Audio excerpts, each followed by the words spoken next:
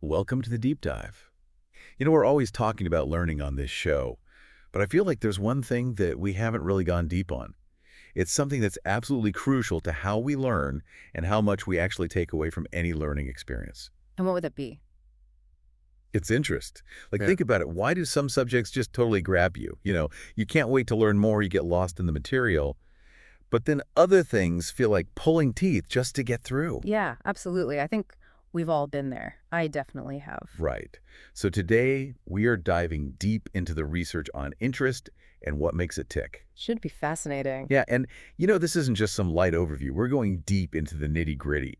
We're going to be looking at what motivates us, the role of our emotions, what researchers call affect, and how all of this ties into how our brains actually work when we're trying to learn something new. It's a deep dive. And for anyone listening who's ever felt that spark of curiosity light up when they're learning something new, or maybe you've struggled to connect with a topic that just felt kind of blah, this one's for you. Exactly. Uh, It's for all of us who want to understand what makes learning really click. yeah.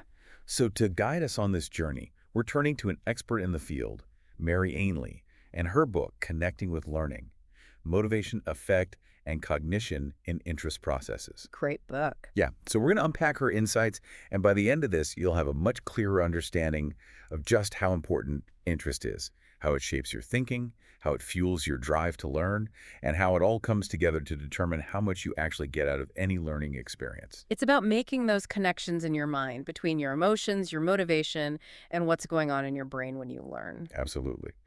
So let's start with this big idea of affect. The world of education research, it's become really clear that our feelings and emotions aren't just these things happening in the background. They're actually a fundamental part of how we learn, right up there with motivation Yeah. and how we process information. Huge. Yeah, and it's even been linked back to Darwin's ideas about emotions and how crucial they are for us to adapt and survive. You know, what's fascinating to me is this increasing recognition that emotions aren't obstacles to learning. Right. Like, they're not things that sometimes get in the way. Yeah. They actually serve a very important purpose in learning. Okay, so let's unpack that a bit. Hmm. When we talk about affect in this context, how should we be thinking about it? Well, there are a couple of levels to think about. Okay. There's the level of our own personal experience of an emotion, like Mhm. how are you feeling right now in this moment? Right. And then there's a level of how our affect system is actually structured in our brains. Mm. So neuropsychological underpinnings, I guess you could say. But in this deep dive, we're really focusing on that first level, that subjective experience. Okay, so it's about how we experience learning on an emotional level. Yeah, exactly. Yeah. How does it feel to you? Got it. Now, within these feelings, we've got these two categories, affective traits and affective states. What's the distinction there? Sure. So think of affective traits as those more stable tendencies that you have, almost like your emotional personality. Okay. For example, some people might just be generally more anxious than others. Right. Or some people tend to be more optimistic. These are relatively consistent parts of who you are. Like predispositions. Right, exactly. Affective states, on the other hand, are those feelings that are more in the moment, more temporary, and they can fluctuate a lot depending on what's happening around you. Okay. So it could be your current mood, how you're feeling right now, or how you might feel when you sit down to work on a particular assignment for school or a learning task. Yeah, that makes sense. So affective traits are like long-term tendencies, and affective states are those more immediate feelings that we're experiencing. And both of these play a role in how we learn. Exactly. If you generally approach things with a lot of curiosity, which is an affective trait, that's probably going to color how you react to new subjects or new information. Right. And if you're feeling super excited about a particular lesson, that's an affective state, that can really amp up your engagement in that moment. Makes sense. So these are like the foundational layers, you could say, of our emotional experience in learning. Now, let's zero in on interest.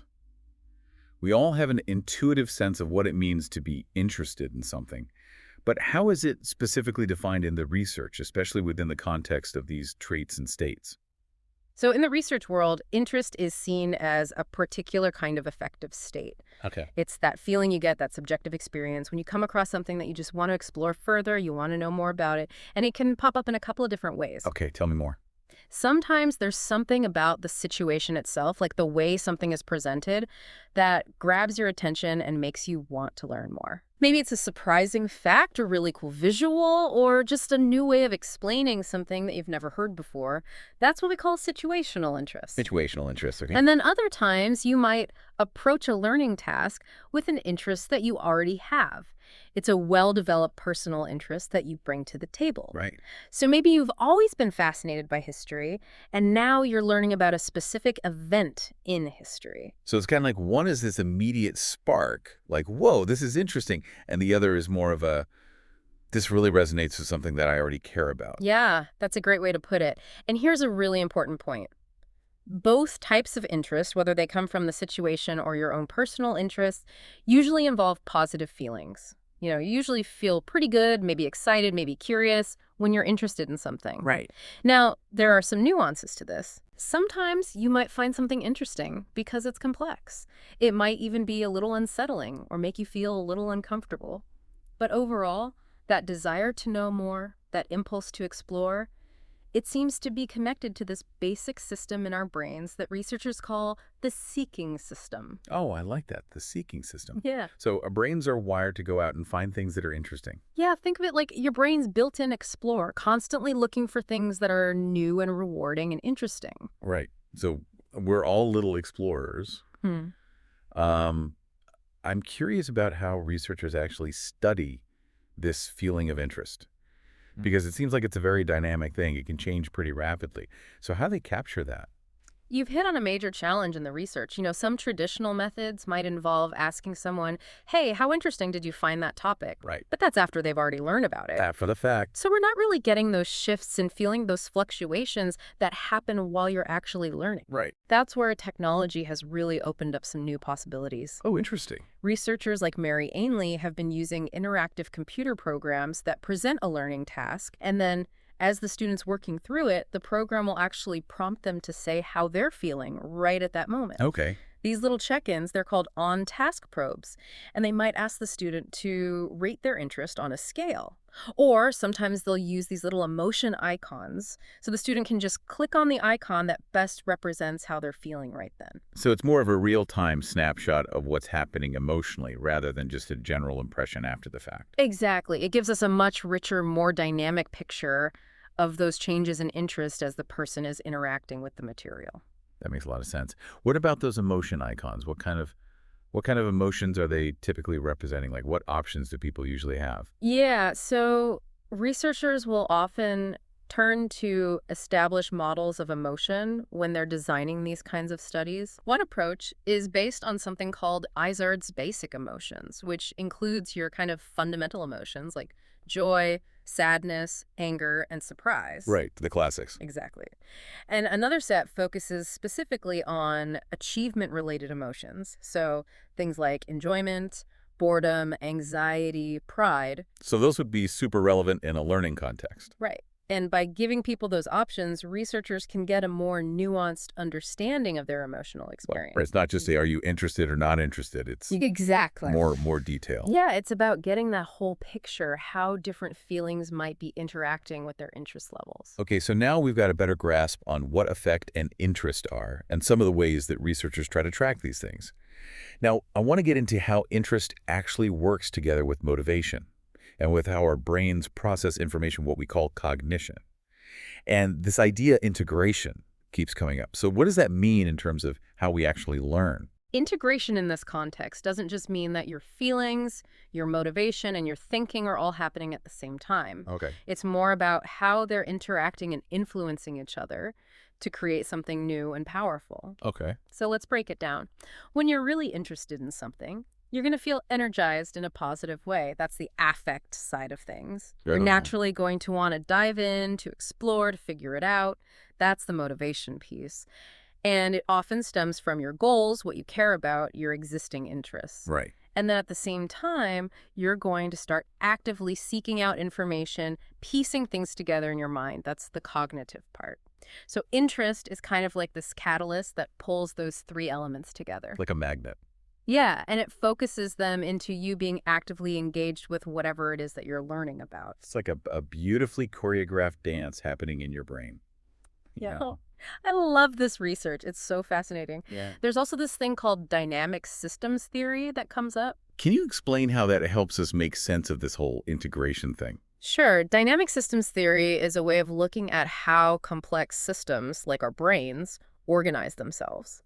Okay. And the basic idea is that different parts of the system, and in this case, we're talking about your feelings, your motivations, your thought processes, they can kind of spontaneously work together to achieve a goal. Hmm. Like, let's say, understanding a new concept. And interest is a really perfect example of this spontaneous coordination. Okay. It's not just one thing causing the next thing in a chain reaction. It's more like these different elements are constantly bouncing off each other. They're influencing each other. And it's all happening in this dynamic way that's driven by this feeling of interest. So it's like a system, and they're all interplaying with each other. I like that a lot. The research also uses this really vivid language, talking about how feelings and thoughts interpenetrate and how learning experiences become imbued with this emotional meaning. What does that mean in practice? I think it highlights how our feelings and our thoughts aren't really these separate boxes in our minds. Okay. They're deeply intertwined. When you have a strong emotional reaction to something you're learning, it could be excitement, curiosity, even frustration that you eventually work through. That feeling gets woven into the information itself. I see. It shapes how you understand it, how you remember it, even how you might use it later on. It's like those emotional reactions become a fundamental part of how we actually make sense of the world. And that makes me think about, things that I've learned that have really stuck with me. And it tends to be the things that I had some kind of emotional connection to. Yeah, exactly. It makes sense, right? Absolutely. And this whole idea of our thoughts, feelings, and behaviors forming these coherent patterns around our goals, Yeah, that sounds a lot like the work of Carol Dweck and her ideas about mindsets. absolutely. Dweck's research shows how our goals, what we're trying to achieve in a learning situation, really shapes everything. How we approach it, how we feel about it, how we think about it. And interest fits into this picture because it can help align those different aspects of ourselves. Okay. So for example, let's say you're someone who's really driven by this desire to learn and understand things deeply. You have that kind of mastery goal orientation. Right. If you're also interested in the topic, that's going to make that drive even stronger. Right. You're going to be more likely to persevere and stick with it and really try to grasp those difficult concepts. It's like interest amplifies your motivation Yeah, or that desire to really master something. exactly. And this whole thing about self-efficacy, too, our beliefs in our ability to actually succeed, Mm. interest plays a role there as well, right? Yeah, it's really interesting. Self-efficacy, that belief in your ability to handle a task, is so important for motivation. Right. And the research suggests that interest can actually influence how that self-efficacy affects your judgments about how you did after you finished a task. So let's say you were working on something and you were really feeling that sense of interest while you were doing it. You're more likely to look back on it and think, yeah, I did well with that. Oh, interesting. So even if the outcome is the same, your perception of it is more positive if you were interested. Yeah, it's like that positive feeling of interest colors how you see the whole experience. It does make you feel better. When you're interested, you're just more likely to think, yeah, that was a good use of my time, even if it was challenging. Uh, I'm starting to see this picture of interest as this central hub in the learning process where our emotions, our motivation, and how we think all connect. But it's not just a feeling, right? The research is really clear about that. There are these other key components to it as well. Yeah, you're totally right. While that positive feeling of interest is essential, it also has these other facets. There's a motivational element, like a drive to explore and dig deeper. You want to find out more. And then there's that cognitive piece where you're actively trying to gather information and understand how things fit together. Researcher Paul Sylvia has done some really interesting work on how our assessment of complexity and our own competence play a role in interest. If something's too easy, we get bored. Right. If it seems way too difficult, that can be overwhelming.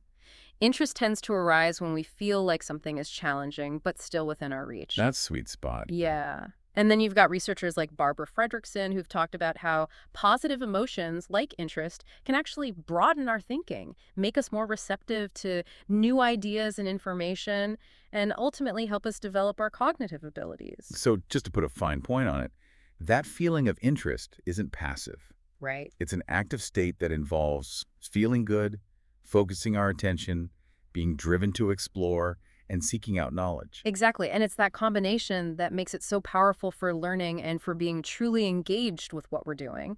So we've talked about how interest works, But I want to dive into how researchers study something as dynamic and individual as interest. We've touched on the on-task probes, but what are some of the big challenges they face in really understanding how interest works and what makes it tricky? So, as a lot of researchers have pointed out, a big challenge is that many of the traditional approaches to studying learning in psychology don't really capture the way emotions shift and change over time. Right, Our feelings can fluctuate pretty rapidly, and that includes interest. right. So if we just ask you, how did you feel at the beginning? How did you feel at the end? We might miss a whole lot of important things that happen in between. Right, you lose all of that detail. Yeah, you lose the nuance. And there's also this issue of, feelings can both influence our learning and be influenced by our learning. So it can be difficult to tease apart what's causing what. Just because you see that someone is interested and they're learning well doesn't mean that the interest caused the good learning. There could be other factors at play. Right, like correlation versus causation. Exactly. So how do these interactive software programs with those on-task probes Yeah. help researchers address some of those challenges? Well, the main advantage is that they allow us to zoom in on the learning process and see how those feelings are changing while the person's actively engaged in the learning task. Okay. So instead of just getting those snapshots, the beginning and the end, we're getting these real-time glimpses into what's going on emotionally. So much richer data. Yeah.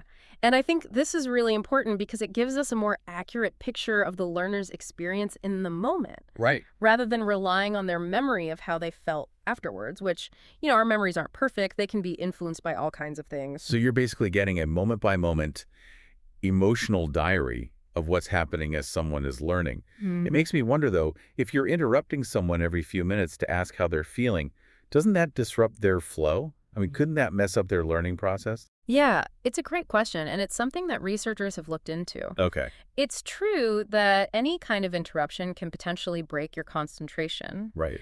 But when researchers have used these kinds of on-task probes, they've also measured how long it actually takes people to respond to those probes. And typically it's pretty quick, like 30 seconds or less on average. Oh, okay. So while more research is always being done to fully understand any possible impact, it seems like that interruption might be minimal compared to the valuable data that you get. Yeah. And if you're able to connect those feelings with what the person is doing at that moment, like which parts of the material they're looking at, how they're interacting with it, that gives you even more insights, right? Absolutely. The software isn't just recording those feelings, it's also logging every click, every interaction the person has with the learning material. Right. So researchers can look for patterns. Are there certain actions that tend to be followed by a spike in interest? Or maybe there's a section that seems to consistently lead to a drop in interest. Having that kind of data allows us to really understand how interest is changing as people learn, and how those changes in interest are connected to their behavior and ultimately to how well they learn. It's a much more dynamic way to study learning. Yeah. Like you said before, it's not just those static before and after snapshots. Yeah, it really lets us see learning as this unfolding process. Okay, so we've got a clearer picture of how interest works and how researchers study it. Let's bring it back to what this means for us in the real world, especially in education. Why does understanding all of this matter? I think it all comes down to engagement. Okay. How engaged you are with what you're learning is so crucial. And it's not just about, are you sitting there? Right. Are you participating? It's deeper than that. It's also about your emotions. Do you care about this? Are you feeling connected to it? And cognitively, are you really thinking deeply about this material? You're putting in the mental effort. Exactly. And research has shown time and time again that how engaged you are is one of the biggest predictors of how well you're going to learn and how successful you'll be. Makes sense. And, just thinking about my own life, when I'm really interested in something, I'm more likely to stick with it, even when it's hard. Oh, yeah, for sure. Me too. I'm more willing to put in the work because I care about it. So I think it's safe to say that the big question then becomes, how do we spark that interest in the first place? Right. How do we get that fire going? Exactly. And the research points to two main paths, Hmm. what they call situational interest and individual interest. Let's start with situational. What are some of the things that can trigger that kind of interest, even if we're not initially drawn to the topic? So situational interest is all about those things in the environment or about the task itself that grab your attention and make you want to know more. Okay. And novelty is a big one. If you present information in a way that's new or unexpected, maybe using some cool technology, that can be a really effective hook. Think about the last time you saw a presentation where they were using amazing visuals or there was some interactive element. That can really spark your interest. Yeah, that novelty factor is huge. Huge. But the real challenge then becomes, how do you keep that spark alive? Right, because novelty wears off. It does. So you need to think about how to sustain that interest. Okay. And that might involve continuing to offer little bits of novelty, making sure there's some level of complexity that keeps people intrigued without overwhelming them. Right, so not too easy, not too hard. Exactly. Providing the right amount of challenge is key too. And then research has also looked into things like how the information is presented. Is it clear? Is it vivid? Even the topic itself can make a big difference in whether someone finds it interesting or not. That makes sense. And I know some researchers have even talked about how certain topics that connect to these really fundamental human experiences or questions tend to be more universally interesting. Yeah. Like we're just hardwired to be drawn to those kinds of things. It's like tapping into these deeper themes that resonate with everyone on some level. Yeah. So when that situational interest is sparked, it leads to those good feelings. It helps us focus, and it opens the door to us really thinking deeply about the topic. Now, what about individual interest? How does our own personal interest in something, the things we already care about, how does that play into this whole process? So individual interest, as the research defines it, comes from those areas that you already have a strong connection to, things you already enjoy. Okay. When you encounter information or a learning task that aligns with those existing passions, boom, interest is often triggered automatically. Yeah, it's like that instant connection. Yeah, it might be as simple as seeing a headline about a subject you've always loved, and suddenly you're hooked. Right. And that connection leads to those positive feelings, that focus of attention, and this intrinsic motivation to engage with it. That desire to learn more often takes the form of questions that you want answered. Right, like how does this connect to what I already know? What else can I find out? Exactly. And this path to interest, it's very personal, right? It's rooted in your own experiences, your own history, your own unique passions. So if you've always been fascinated by, let's say, space exploration, anything related to that is probably going to grab your attention. Yeah. You don't need any convincing. Right. You're already there. You're ready to go. And while situational and individual interest are two really important ways that interest gets sparked, there are other ways that you can find interest in things, even if they don't seem initially appealing. Yeah, I know some researchers have even done work on how to make, quote unquote, boring tasks interesting Right? by reframing them or finding ways to connect them to things that you care about. But I think these two paths really give us a great framework for thinking about how to approach learning in a way that's going to keep us engaged. Yeah, for sure. So just to bring it all home, we've seen that interest is so much more than just a fleeting emotion. It's this dynamic state that really brings together our feelings, our motivation to learn, Yeah. and how our brains process information. And it has a huge impact on how much we take away from any learning experience. And thankfully, it's not totally out of our control. We can spark interest by making the learning experience itself more engaging, or by connecting it to our existing passions and interests. Exactly. And I think one of the biggest takeaways from all of this is that both educators and learners can be more intentional about how they approach learning. Yeah, If you understand these different ways to spark interest, to keep it alive, that can make a huge difference. absolutely. So here's something to think about as we wrap up. Think about your own experiences with learning. What are those times when you felt really drawn in? What was it about those experiences that really captured your attention, made you want to keep learning? How did that affect what you learned and how long you stuck with it? Great questions. Yeah. I encourage everyone listening to really reflect on those moments, maybe even explore some of the research that we've talked about today. Mary Ainley's book is a fantastic resource if you want to go deeper into this. And until next time, thanks for taking the deep dive with us. Yeah, thanks for listening, everyone.